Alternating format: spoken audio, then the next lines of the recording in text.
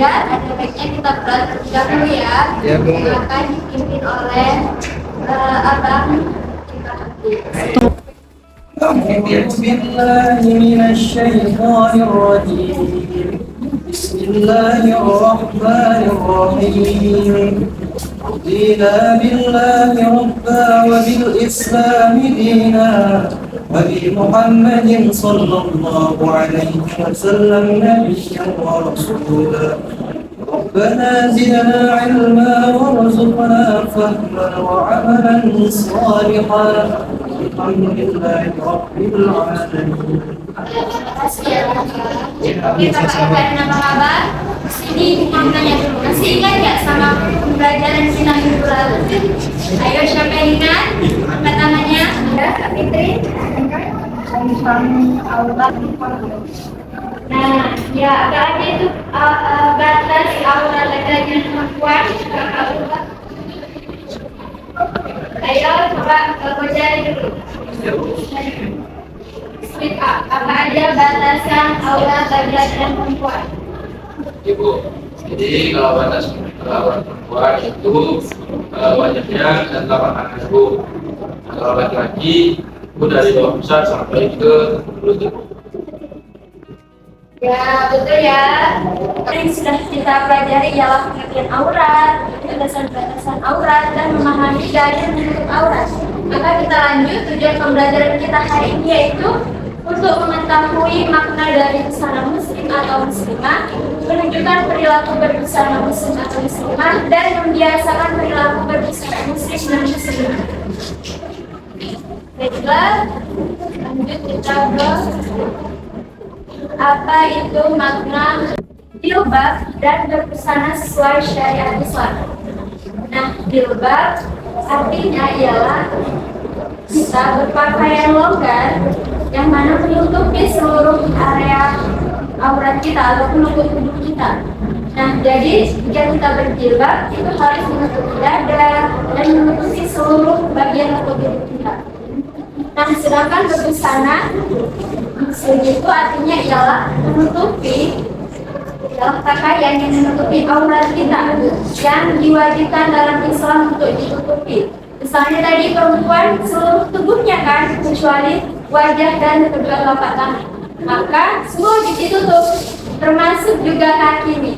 Siapa yang sering tidak pakai kaos kaki kalau di rumah? Saya kakak-kakak. Ya. Memang kalau kita tutup aurat itu harus bertahap.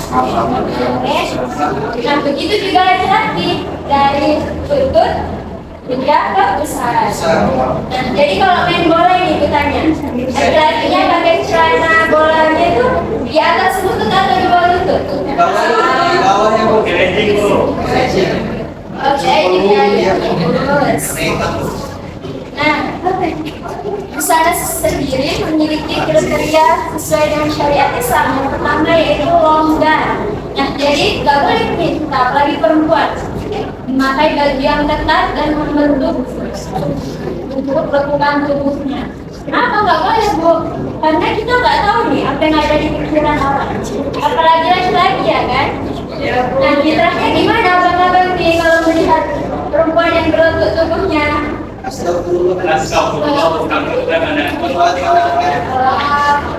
Selanjutnya adalah tidak menerawang. Nah, kalau menerawang maka itu misalnya nih kita pakai gamis terus menerawang. Tentunya itu kan akan nampak kan bentuk kakinya dan bentuk. Kemudian tidak membentuk tubuh, nah seperti tadi, dan tidak menyerupai pakaian laki-laki untuk perempuan, dan yang laki-laki tidak menyerupai pakaian perempuan. Jadi seorang perempuan nggak boleh juga memakai pakaiannya laki-laki. Misalnya seperti apa ya? Celana. Nah, jadi kita tuh pakai celana nggak boleh keluar rumah gitu ya. Kita boleh sih pakai celana, tapi kalau di dalam rumah. Ya. Menunjukkan perilaku berbusana muslim atau muslimah. Nah, tentunya nih banyak nih kan problema yang terjadi atau sering yang kita lihat. banyak yang berjilbab atau sudah berpakaian syar'i, tetapi tidak sampai sesuai dengan apa yang dinampakkan tubuhnya atau akhlaknya tidak mencerminkan dari pakaiannya. Maka kita harus terbiasa ataupun melatih diri kita ya, abang-abang untuk terbiasa bersikap berakhlakul karimah. Yang pertama itu ada sopan santun dan ramah.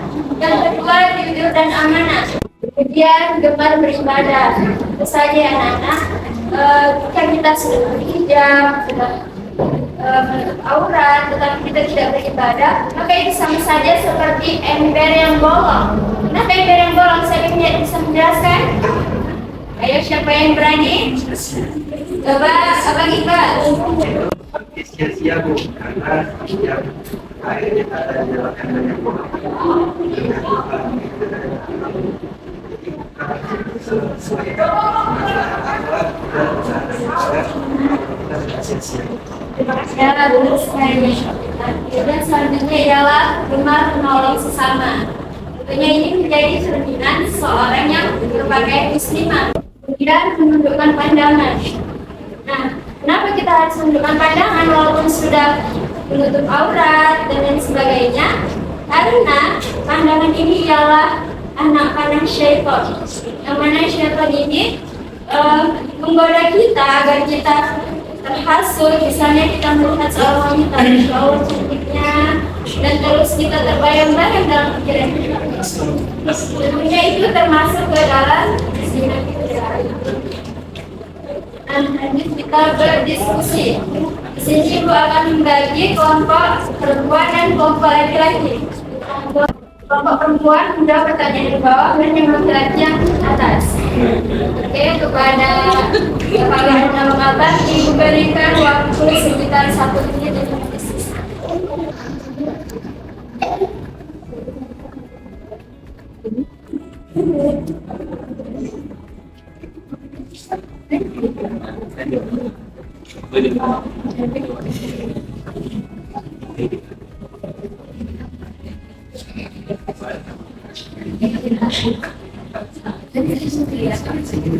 Baik, sudah habis ya waktunya. Berikutnya kita apa nih hasil diskusi dari kakak dan abang. Mulai dari pertanyaan yang pertama dari Abang. Pertanyaannya ialah, seorang wanita yang berhijab syar'i merasa lebih baik jika melihat orang yang belum menutup aurat. Pertanyaannya, bagaimana jika ada yang sudah menutup aurat tetapi akhlaknya tidak baik? Jadi Bu, sebagai seorang muslim atau muslimah, tentu kita tak boleh merasa lebih baik daripada siapapun. Karena orang yang berdoa sekalipun sudah lebih baik di mata Allah daripada kita. Karena setan sendiri pun dikeluarkan dari langit ataupun surga, karena dia merasa lebih baik daripada Nabi Adam. Dimana jika ada yang sudah menutup aurat tetapi yang mungkin tidak baik.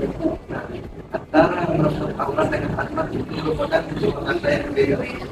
Aurat kita adalah sebuah kewajiban bagi semua orang muslim dan muslimah. Dia menjadi ciri khas dari seorang muslim.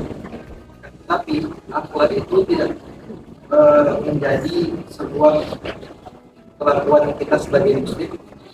Oleh karenanya, aurat itu harus diselarasikan dengan akhlak kita. Kalau kita sudah menutup aurat, lebih bagus untuk menyempurnakan akhlak kita agar lebih baik lagi. Jangan sampai kita merasa baik daripada orang yang tidak berhijab dan akhlaknya tidak baik. Ya, Masya Allah, benar ya yang dikemukakan oleh Iqbal.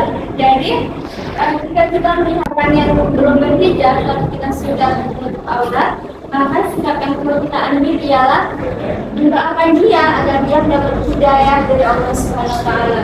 Dan tentunya berbuat ataupun bersikap lebih baik dari orang lain itu merupakan perilaku tercela. Nah, lanjut kita ke pertanyaan yang kedua. Akan coba kakak-kakak. Pertanyaannya ialah, ada nih statement seorang, gue nanti aja deh pakai hijabnya, mau hijabin hati dulu baru hijabin rambut, kata seorang wanita. Nah, pertanyaannya, bagaimana pendapat kakak-kakak mengenai statement ini? Ibu, setelah tadi kami berdiskusi terkait dengan misalnya ada seorang perempuan yang mengatakan hijabin hati dulu baru hijabin rambutnya. Nah, sebenarnya ini kan kita ketahui bahwa yang aurat itu adalah rambut, bukan hati. Jadi yang perlu dihijabin adalah rambutnya. Nah, ketika berbicara terkait dengan sikap dan aurat ini kayak berbeda gitu kan. Yang mana juga ketika kita menutup aurat itu kan kayak suatu kewajiban gitu, yang mana kalau kita langgar akan menimbulkan dosa gitu.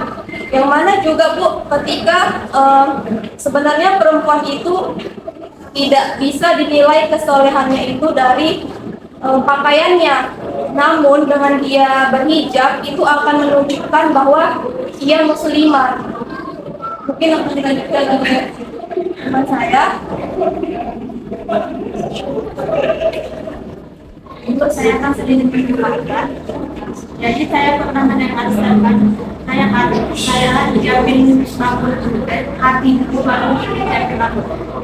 Hijab ini kan Bu untuk menutupi ya Allah. Terus bagaimana kalau ditutupi hati? Berarti kita menutupi hati dari hal yang baik. Berarti untuk dia bilang hijabin hati dulu baru hijabin rambut.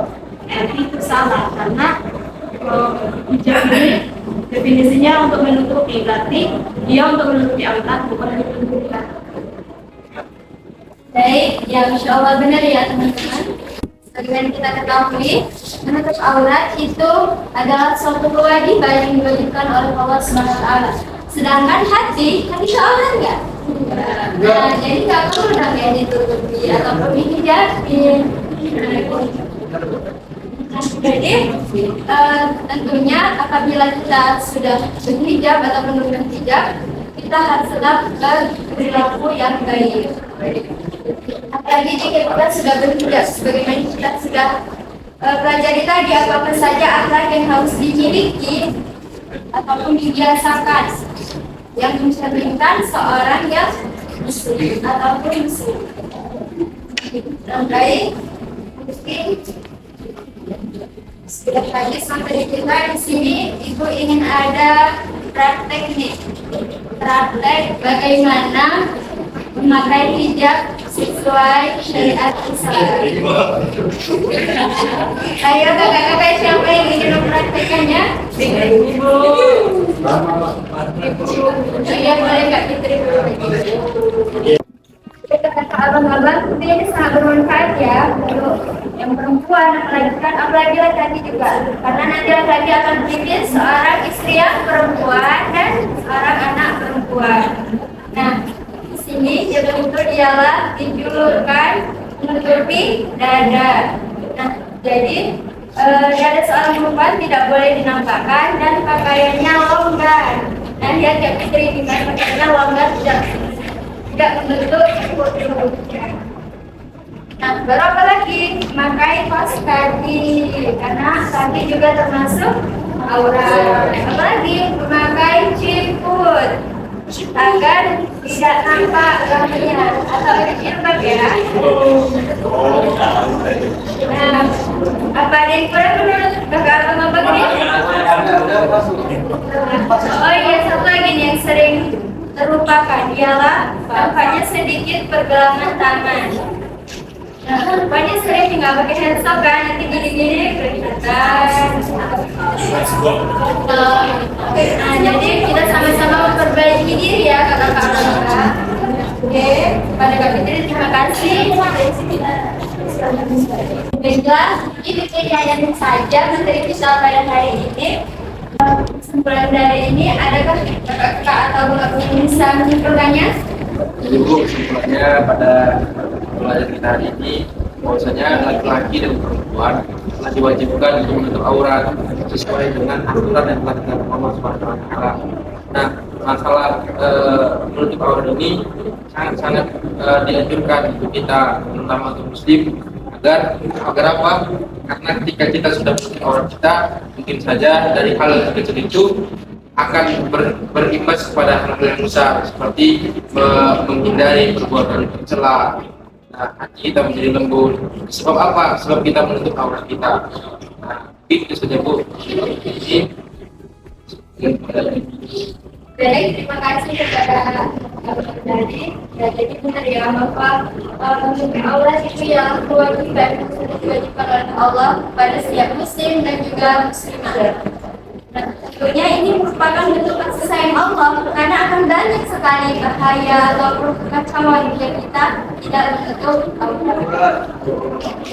Baik, untuk selanjutnya ialah Ibu akan memberi tugas kepada anak-anak sekalian membuat video mengenai daily in my life bersama menutup aurat. Nah, jadi dalam video itu buatlah kalian menutup aurat, pakaian yang bersama menutup aurat, dan kalian melakukan kegiatan kalian sehari-hari.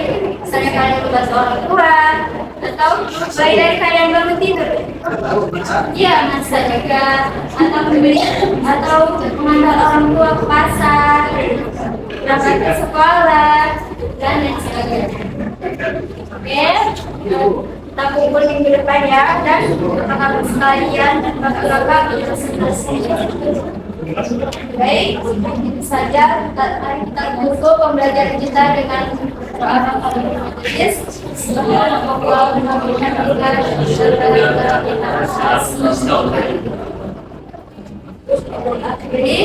Assalamualaikum warahmatullahi wabarakatuh. Waalaikumsalam warahmatullahi wabarakatuh.